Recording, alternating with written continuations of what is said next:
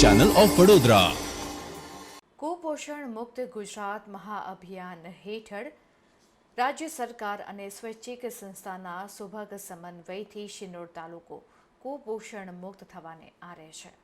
ગુજરાતના તત્કાલીન મુખ્યમંત્રી અને હાલ દેશના વડાપ્રધાન નરેન્દ્રભાઈ મોદીના સુશાસનના 10 વર્ષની ઉજવણી નિમિત્તે કુપોષણના કલંકને નાબૂદ કરવા માટે સમગ્ર દેશમાં રાજ્યના આરોગ્ય અને પરિવાર કલ્યાણ વિભાગ તેમજ જિલ્લા પંચાયત વડોદરાના સંયુક્ત ઉપક્રમે બાળ કુપોષિત સારવાર કેન્દ્રની શુભ શરૂઆત મોટા ફોફળિયામાં કરવામાં આવી હતી, જેના હકારાત્મક પરિણામો સાંપડ્યા છે.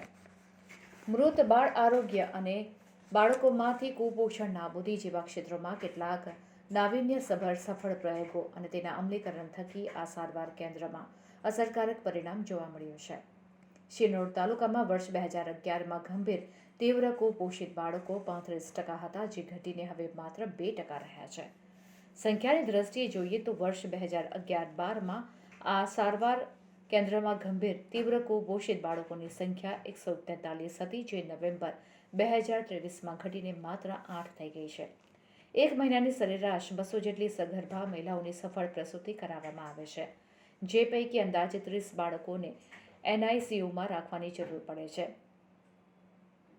જે પૈકી 2 થી 3 પ્રીમેચ્યોર અથવા તો અન્ય કારણોસર વહેલી પ્રસૂતિ થવાને કારણે બાળકોને હૃદય અને ફેફસાની બીમારીની શક્યતા રહે છે. બાળકોને આ બીમારી ન થાય તે માટે સંસ્થા દ્વારા ખર્ચાળ ઇન્જેક્શન વિનામૂલ્યે આપવામાં આવે છે. કુપોષિત બાળકોને 14 દિવસ સુધી માતા સાથે આ કેન્દ્રમાં જ રાખવામાં આવે છે. વજન વધે પછી રજા આપી 2 મહિના સુધી દર 15 દિવસે બાળકોનું ફોલોઅપ લેવામાં આવે છે. આ દરમિયાન બાળ રોગ નિષ્ણાંત દ્વારા જરૂરી મેડિકલ તપાસ કરાવવામાં આવે છે.